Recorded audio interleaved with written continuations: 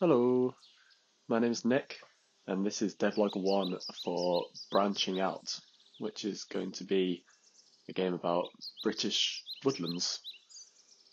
And yeah, hopefully this will give you some insight in what it takes to make a game.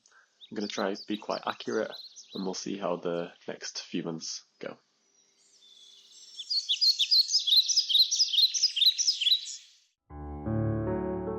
So just a bit about my background. I have a full-time job, so all of this indie game dev stuff is just done part-time, just as a hobby. I really gained this passion during lockdown, where I started just trying to make an app. So I made a game called Droppy Drop, which is like a puzzle game, and released it on the App Store and on the Play Store. And it went fairly well, got about 1,000 downloads I think, and was received quite well with a lot of 5-star reviews. I've also been inspired to make a game that kind of evokes a lot of emotion by playing games like the Walking Dead Telltale series and Undertale. So I'd like to make a story game just like those.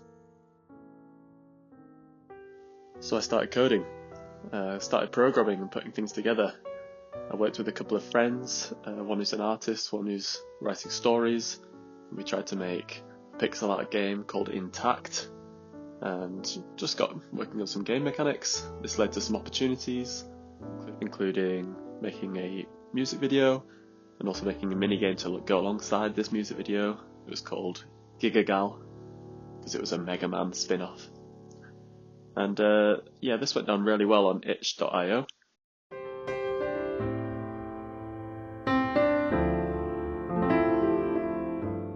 And from here I kind of wanted to start doing my own artwork, so I learned how to use Sprite, which is a really good pixel art software, and just doing some mini animations for music videos. This one's of a rainy scene, this one's of a biker in Japan.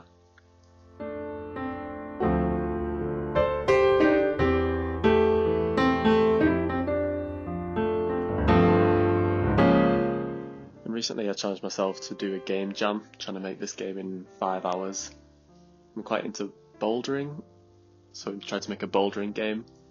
It's called Top Out, and it's quite reminiscent of those old sprinter game called Quap, where you'd have to use a different keyboard letter and then move it individually. So yeah, it's a bit of fun, definitely has legs, but I might come back to it another time.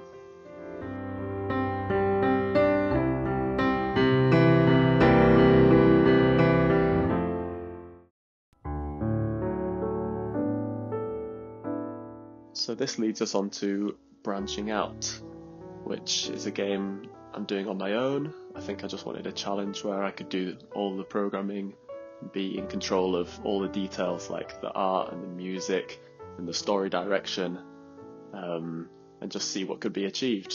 I don't want it to be a particularly long project, but as with all of these things, you start getting into it and it just consumes all your time and takes a really long time. So we'll see how we get on, but I'm excited for where it's got to so far.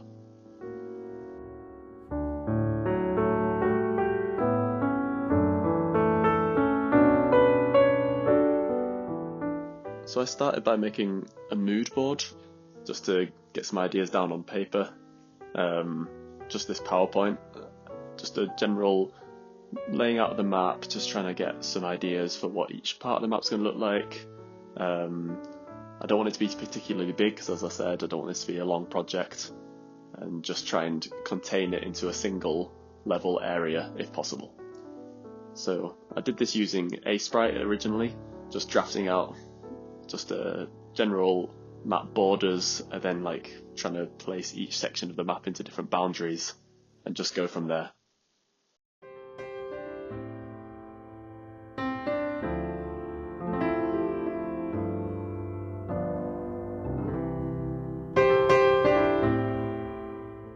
I want a key part of this game to be the trees and the woodland aspect.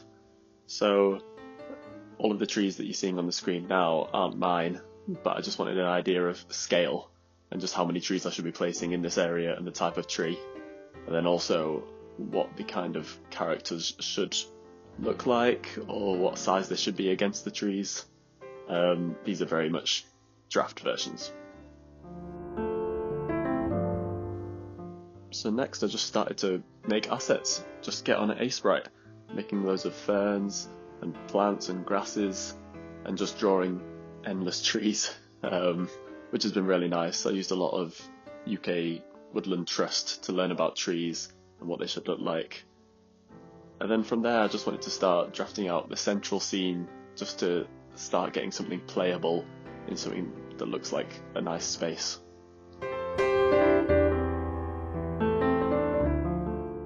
So to do this I needed a playable character.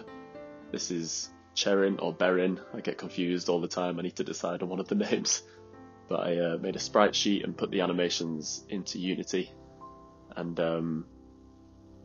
one of the things that I learned previously from doing other projects is this blend tree method.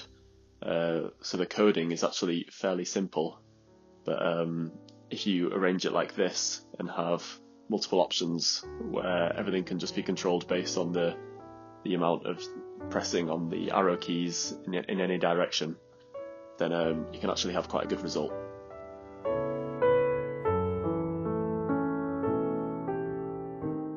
Just quick code that I wrote up for controlling the player, and then also for controlling the camera, so the camera just wants to follow the player, nice and easy. I just want to basically have a proof of concept this is going to work. So this was the first draft. I put 9 squares down and just filled them with the assets that I had. I then started playing, and as you can see, the effect is decent. We're in the woodland, but yeah, there's a long way to go in terms of making it feel like a real space.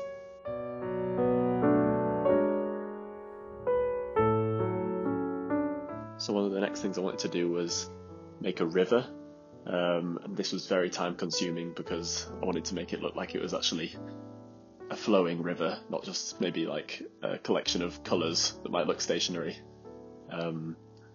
So yeah, this was a core part of the map design, and I'm really proud of how it looks, although I think a lot of colour grading could be done to improve it further.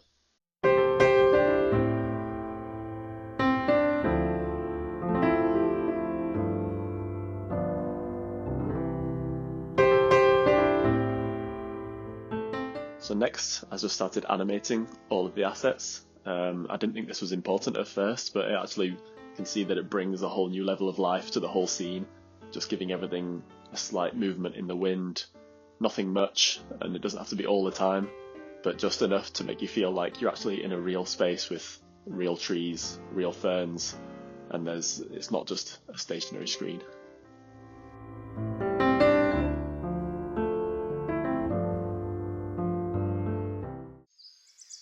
I'm really excited for where this project's going. I feel like I've kind of got the world in a good place. I just need to improve it further. I'd really like to have some animals like mammals and birds and fish. I'd like to be able to zoom in on certain aspects and look at mushrooms or insects and things. I'd like a lot more interaction with the environment, like wading through the water. And finally, a lot of UI and menu work needs to be done to make it feel like a real game. Thanks so much for watching. This has been Branching Out Devlog 1. Like the video, that'll be really nice. Subscribe if you would like to see where this game goes. And yeah, come back for more. Thank you.